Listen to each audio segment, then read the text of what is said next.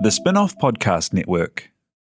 Skinny are helping you show how smart you are with the 1Q quiz, an all-new, super challenging and super quick daily quiz built by the Spin-off.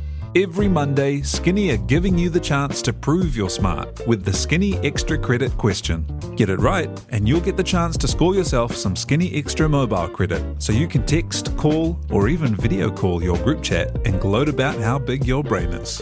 T's and C's apply. The Fold is brought to you by oMedia, making brands unmissable and public spaces better across Aotearoa.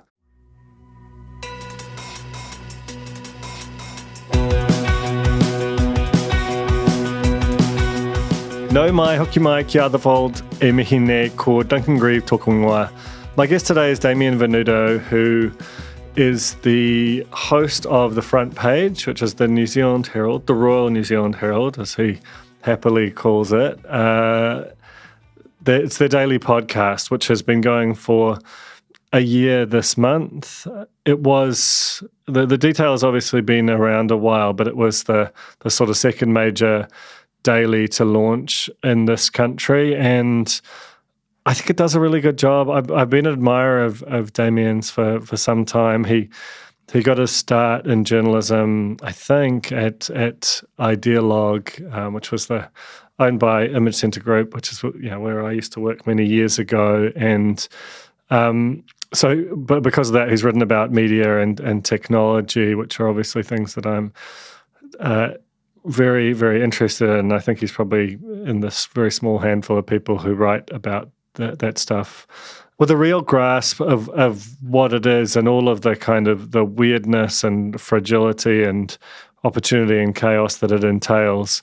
And when I heard that he was going to be hosting The Front Page, I was kind of, I was curious because as far as I knew, and he admits this on the pod, he'd never hosted a podcast before. So, it's one thing to start a podcast with no experience. That was me some years ago, and it's a very normal thing to do. It's quite another to just go straight into a daily without any audio background. But I think he's just got an innate curiosity about him, and this is related to the media piece, is that he is a huge consumer of and admirer of journalism. And the New Zealand Herald, you see people on Twitter getting mad about it, largely due to its proximity to News Talk ZB, I often think. But fundamentally, they have got a decent chunk of the very best journalists this country has working at any given time. And The Front Page makes use of that, both in terms of, as Damien describes it, feeding off the energy of the newsroom, but also just sort of deploying them as talent. So far be it from me to recommend any podcast outside the Spin-off Podcast Network, but if you must listen to a daily podcast to go and meet the moment of a news event, you could do a lot worse than The Front Page. So this is Damien Venuto, host of The Front Page on The Fold. Kia ora, Damien, and welcome to The Fold. Hey, Duncan. Thanks so very much for having me. No, it's cool. I'm trying to sort of figure out, I talk to a lot of people in media, but not a lot of people in podcasting, and I feel, much as you sort of spend a significant proportion of your day apologizing for various things, I feel like I need to apologize for my general demeanor and approach. But it's exciting. I remember when you first told me that you were going to be doing The Front Page, and I was just I've known you a while, and I was just really happy for you that you had that opportunity because I knew it was a passion. But sort of tell me about what the sort of thesis of the podcast is and what its function is for the Herald. Yeah, I mean, the first thing is that being offered that job was really intimidating for me. I mean, just from the perspective that I'm a foreigner in New Zealand, so I don't have a Kiwi accent. And I'd be speaking for the Royal New Zealand Herald to some degree. And that's an incredibly intimidating position to have, even if you are a Kiwi, and then I'm coming in as an outsider doing that. And I think from the beginning, just talking to Ethan, our executive producer, and then a few of the other people behind the scenes, what we wanted to do was we really wanted to focus on explaining complex things and focusing on issues. We didn't want to be the type of podcast that was just about a quick sound bite, or this politician had to go at this politician, or this person had to go at that person. It had to be about issues that really mattered, and just giving people a chance to explain what they thought and why they thought that. I think that's the interesting bit. I mean, the idea of a daily pod is quite exhausting, but it's kind of exhilarating too, because it's quite a similar product to the Bulletin, our daily newsletter, in some respects, in that it has a mix of something happened today, we've got to respond to it, versus slower gestating kind of things that are just sort of in the air. But I wondered if you could sort of talk a bit about that sort of story selection process, and whether there are, how you pluck them out, and the way that you can kind of turn it out, because turning out a high quality, very public product each day is no small thing. In the beginning, it was a huge challenge. I mean, it was even tricky because we didn't know what work hours to work, because do you work in the morning and then have it prepped by the afternoon so you can do the final check, or do you work a bit later and then work into the evening so that you know that it's as current as possible? All these things are like processes that we had to work out.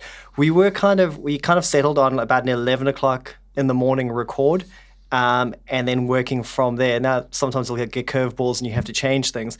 But that beginning bit was really about setting up processes. And I spoke to my wife behind the scenes about this a lot, because she works in quality and regulation.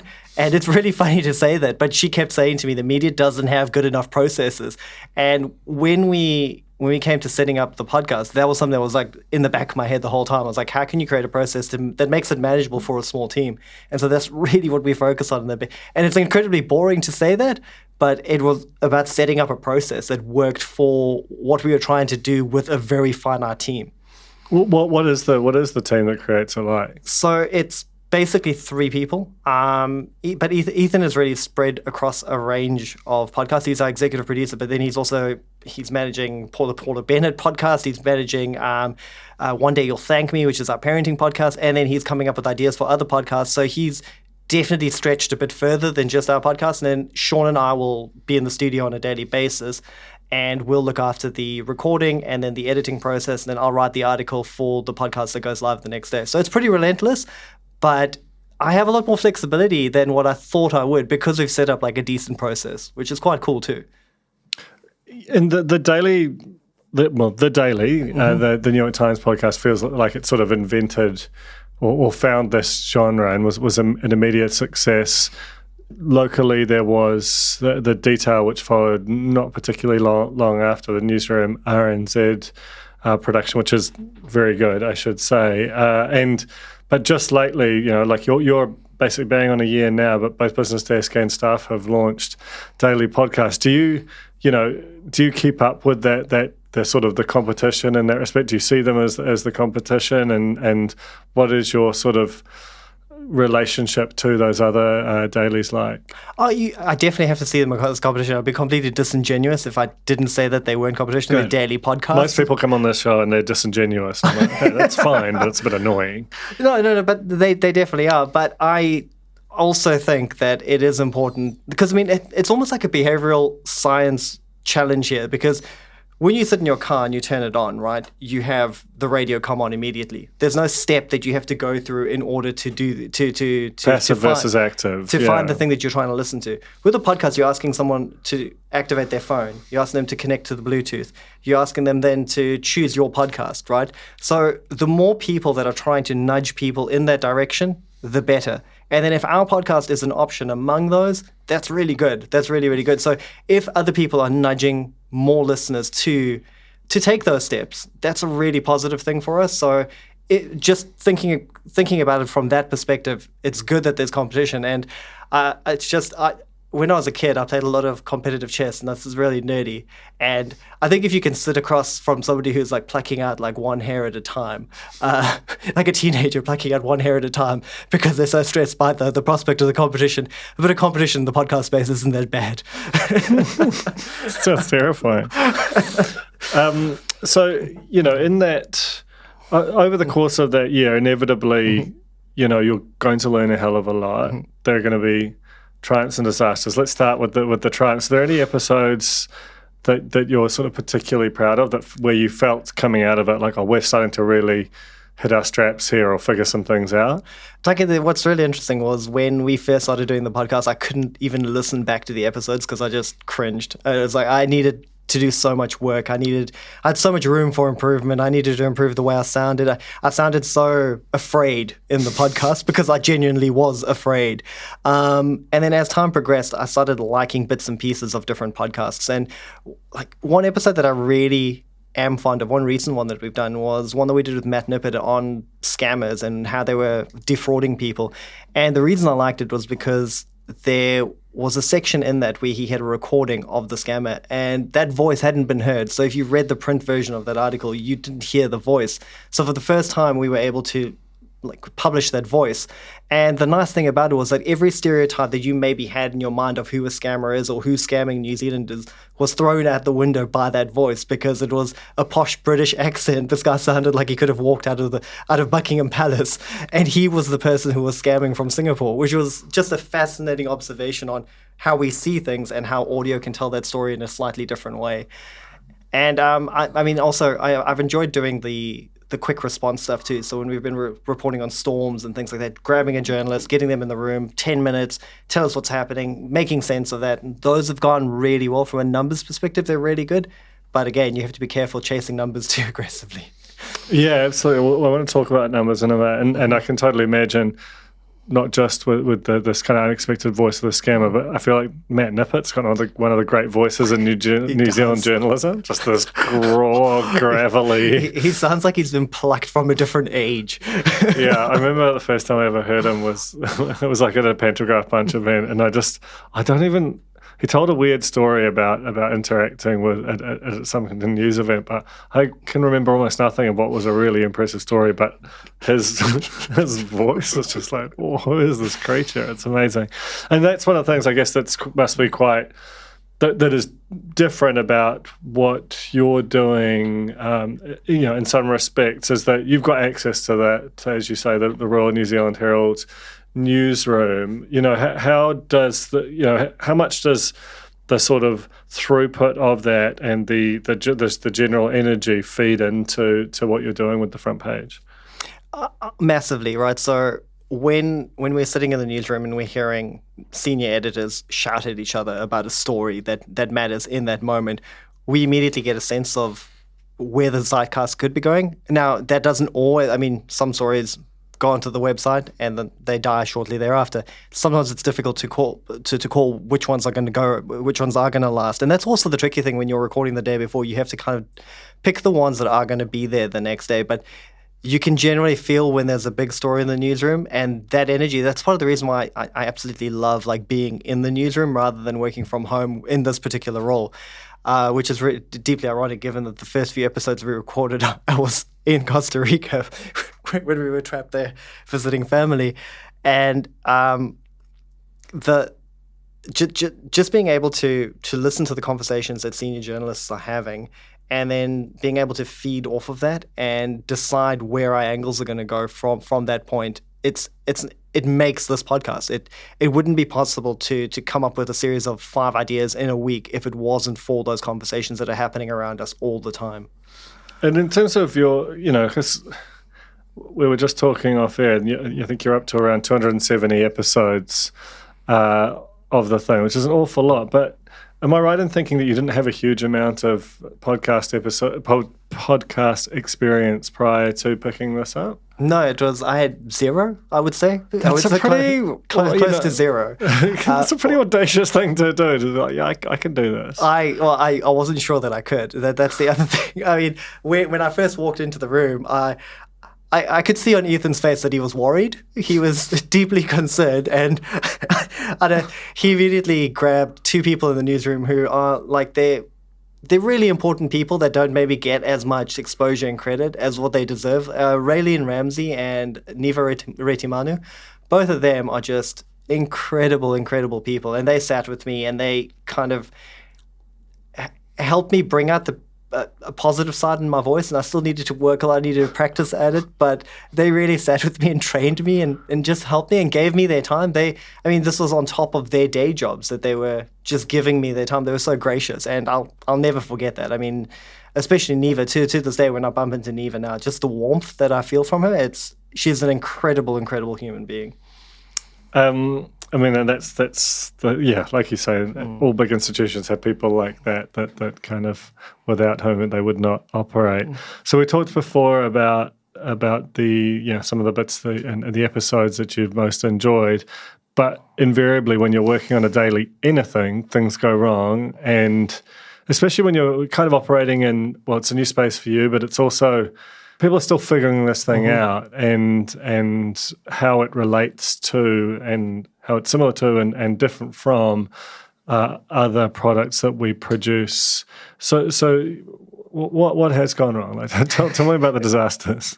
So a few months ago, we recorded an episode in the morning on the KiwiSaver tax that the government had released. And then by about 1 p.m. in the afternoon, they'd done the U-turn. So our story was completely irrelevant. And we'd recorded everything. We were probably halfway through the editing process. We were relaxed. My feet were on the desk. I was ready to go home, basically. And then we had to grab Liam Dan and just drag him into the studio and like tell us what happened here. How did this go so wrong? Why has the government suddenly changed its mind? So things like that have happened. We've also had like cancellations that happen when you have the recording at 11 a.m. in the morning. 10:30 cancellation is a wonderful experience because then you have to hustle to find someone else. And because you're within the broader newsroom and you're competing with other people for studio space, you have a limited time in the studio too, so you have to kind of find somebody to take their place. And so things like that happen all the time. And you're also, you are very talent dependent. Like if you get someone who's a bit ponderous or kind of doesn't have the effect quite right, you're sort of stuck holding the baby to some extent. For the most part, it's a single interview, is that Yes, correct? yeah. We have tried to keep it to the single interview. And that is also a learning curve that we've had. In the past, I think because I was so inexperienced and afraid, genuinely, I think I was a little bit more afraid to maybe guide the talent and suggest to them how they could better tell the story. But now if I feel like a question could be answered in a better way, I'll ask them to maybe have another go at it. And because it's pre-recorded, we have that luxury. And Sean, our editor, is also really good at playing the listener in the studio. So he'll be like, no, let's do that again, or let's do a pickup question on that because that's an interesting point. And so there are these things that are happening behind the scenes. So if you guys heard the raw product, it would be awful. Definitely not a live product. I mean, it's interesting, right? Because I was thinking today as we were preparing for this about morning reports, an iconic audio product made up of a bundle of single source interviews for the most part. And, one of the, and thinking about that relationship to journalism where you're supposed to, with any contentious issue, and most of these things should naturally be so, give the other side of an issue the opportunity to rejoin it, which you can do over the course of a 3-hour show. And also over the course of a week, and there's a sort of an understanding that that thing is made in pieces over a duration, which is slightly different, in terms of the dynamics of podcasts. So have you run into issues where you're trying to wrap a particular issue that actually has some complexity and a source doesn't necessarily kind of give you that kind of on the one hand, on the other hand treatment? Yeah, and that definitely is a challenge from time to time. And because we've been quite explicit in talking to either, let's say, a journalist who's looked at both sides, or let's say an academic who's meant to come from a slightly independent view, every once in a while it doesn't pan out like that. And we do have what could come across as quite a partisan view. And the way that we kind of rectify that to some degree is by adding some narrative elements, maybe finding a few clips from other interviews that have also been done across the NZME stable to kind of balance the interview and to give it that other perspective that is sometimes necessary. But I do think that the media is sometimes guilty of creating a false dichotomy where just because somebody has a different view, it doesn't necessarily mean that view is on the same equivalence as the view of an expert, for instance, right? So my Auntie Susan isn't necessarily going to have as much gravitas when it comes to those big issues as an academic who spent his entire life studying a certain issue. So I do think that we need to be careful with doing that just for the sake of doing it. If there's a reason for it, that's fine. But if we're talking to an expert who knows the field, then we should we should give that the gravitas that it deserves. The Fold is brought to you by O Media, making brands unmissable and public spaces better across Aotearoa, with over 4,000 out-of-home advertising sites nationwide across both street furniture and retail centres. I'm super grateful to O Media for enabling us to make unmissable connections with Kiwis. Raising capital or taking your business to the world? Investment Fix has the lowdown on everything you need to make it happen. This season, we're exploring the US market, the opportunities it offers, what it takes to grow a business there, and the best way to approach investors. Join some of the superstars of the investment and business world as they share advice from their time in the US so you can make your mahi count in this massive market. The Investment Fix podcast, brought to you by Invest New Zealand. Tune in today. Ready to rediscover the joys of cycling? With over 300 kilometres of cycle paths across Tāmaki Makaurau, jumping on your bike and going for a ride is such a fun way to discover the city from a different perspective. Cycling is getting more and more popular across Auckland, so now's a great time to join the hype and give cycling a go. Head to at.govt/cycling to find your nearest cycleway today. You've gone from being, like a very important but perhaps not a super prominent part of the Herald's business team prior to the front page to now I see your face everywhere. I'm a big Herald reader. I know Samuel is too. He recently got absolutely rinsed on the spin-off Slack for sharing a Herald story that we ourselves had covered about 45 minutes earlier. This is our producer. He's thrilled about that. But how are you adjusting to the fact that you're now quite a public, literally a public face of the Herald? Oh, my family and my football team find it hilarious. So anytime there's an ad that appears, I'll get a screen grab sent to me in a WhatsApp channel, and it'll be a comment about my hair, about the bronzer that was allegedly put on my face, or my middle brothers resorted to calling me Mr. Worldwide after football. So if we want to put some reggaeton music in right now, we could.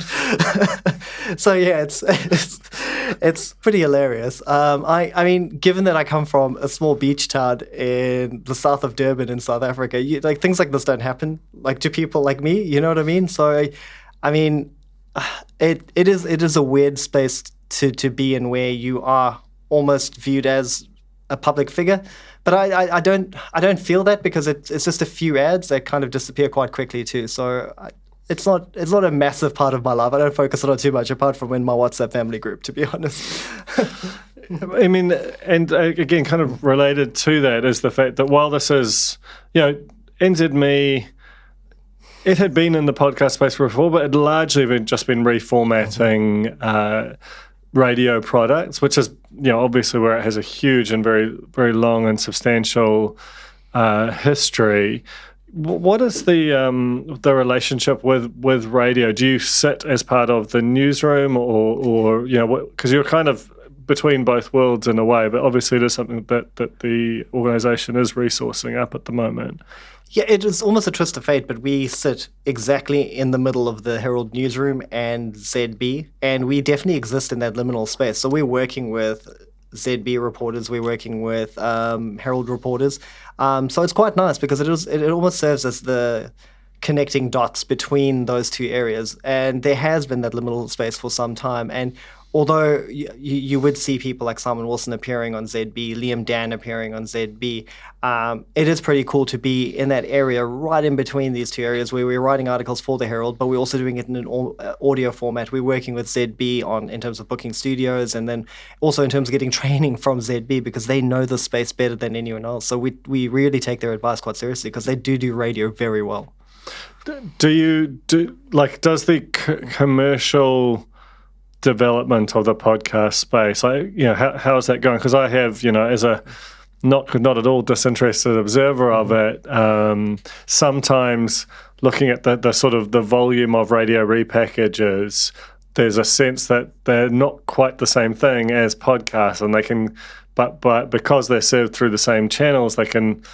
There's can be a feeling that there is like a glut of inventory, or that it kind of, it somehow kind of pollutes this still small, still nascent, fragile thing that we're trying to build. It is a bit of a weird one because when we talk about competition in the podcast space, we did look at how those are performing, but they're not really the people that we view ourselves as competing against, because we are competing against this new genre of unique podcast-only type shows.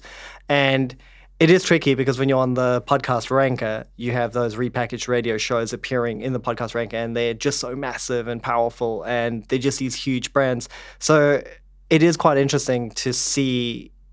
I don't know if they're necessarily polluting the space, because the people who go into a podcast know that they have the choice to listen to whatever they want to. And I think that that's the nice thing here, right? So polluting's not the right word, but there is just, what they are fundamentally made to do one thing, and then they are repurposed to do something else, which is, and I think that's the sort of tension. Like sometimes, because it can make the podcast area look like it's dominated by Fletch Vaughan and, is it Megan? Yes. Yeah, okay, Haley. good. Sorry, Fletch Vaughan and Haley. See, right, okay. I knew it wasn't Megan. I just didn't know it was Haley.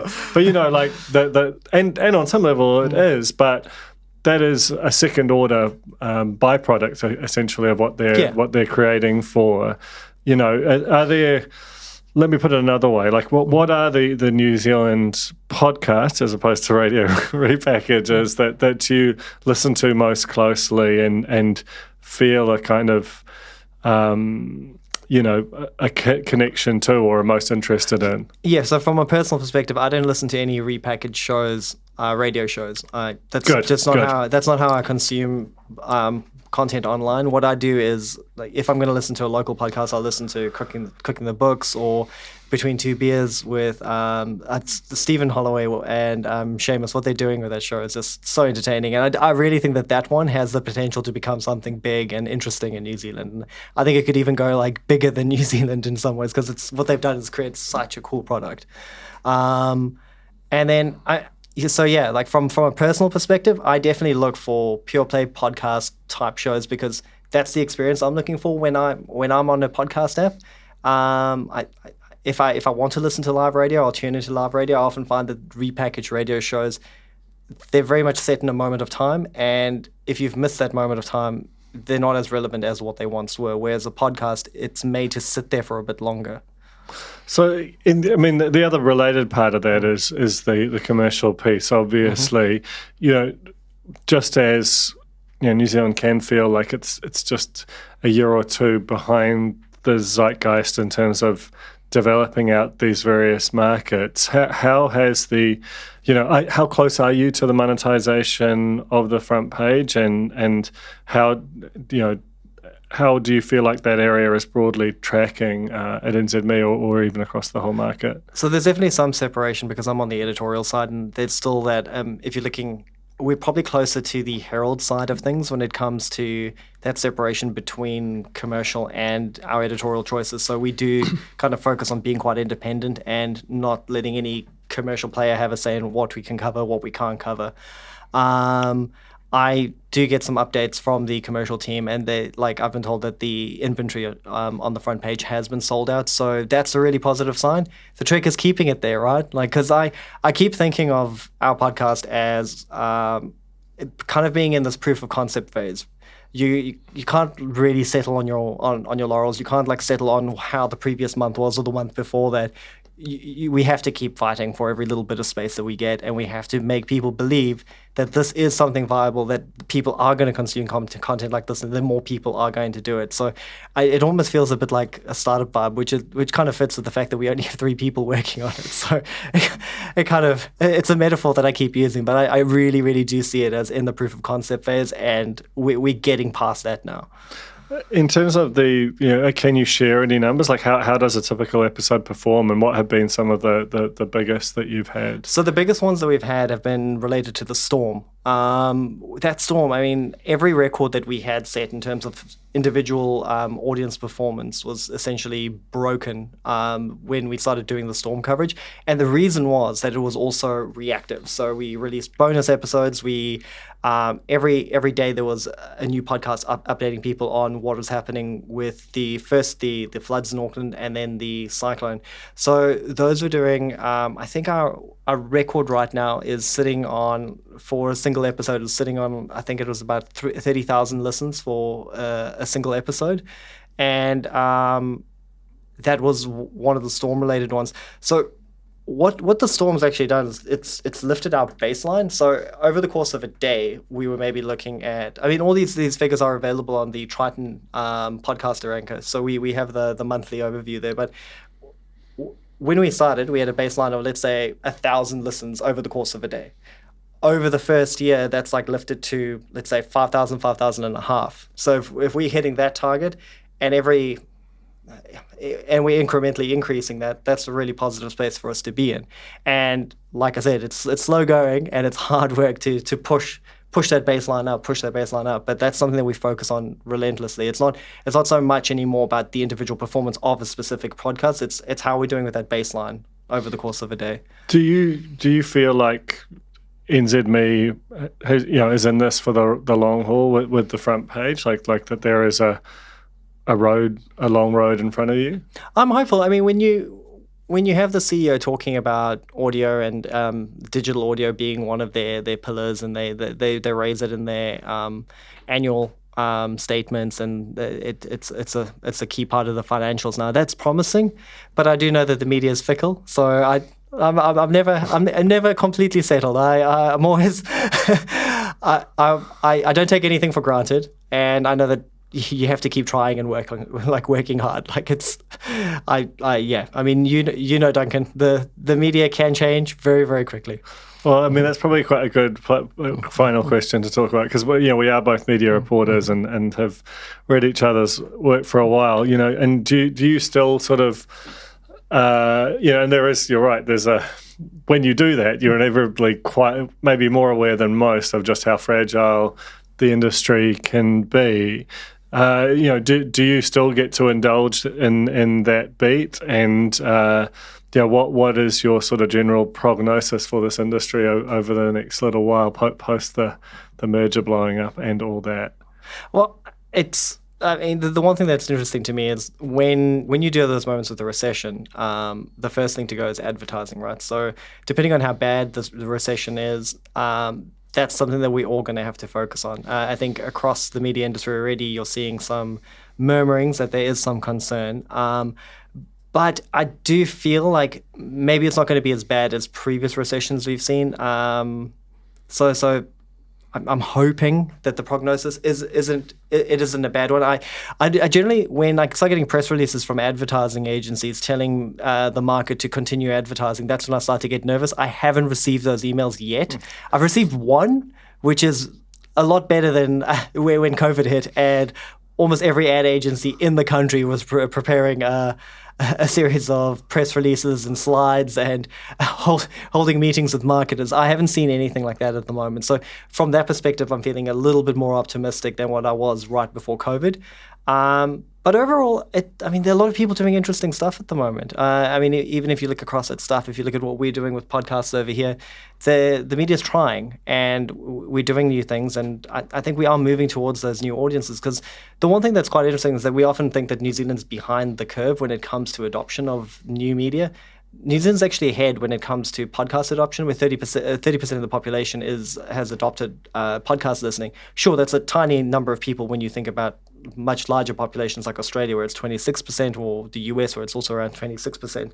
But the interesting thing is that you'll start to see marketers becoming more interested in this space as that proportion of listeners increases. And people like us will benefit from that. So there's an optimism, but also a fear, because it's a gamble to take on a new job and try something new. So we'll see how it goes. Yeah, it is one of those.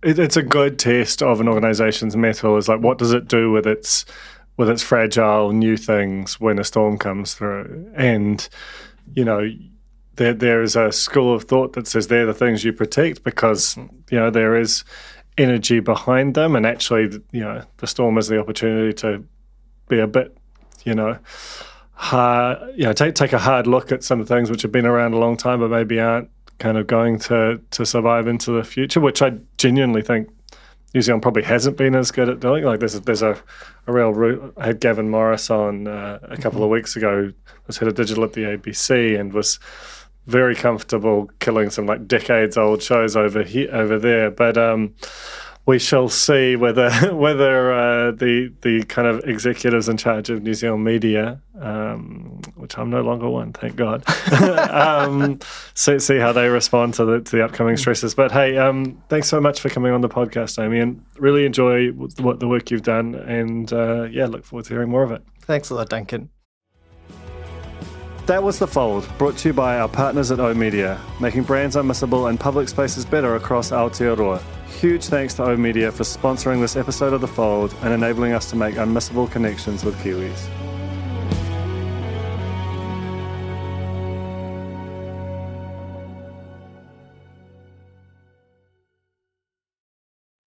Kia ora e te iwi, Te Aihe Butler here, podcast manager at The Spinoff.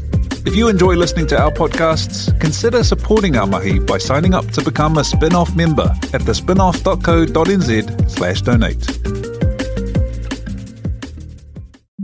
The Spinoff Podcast Network.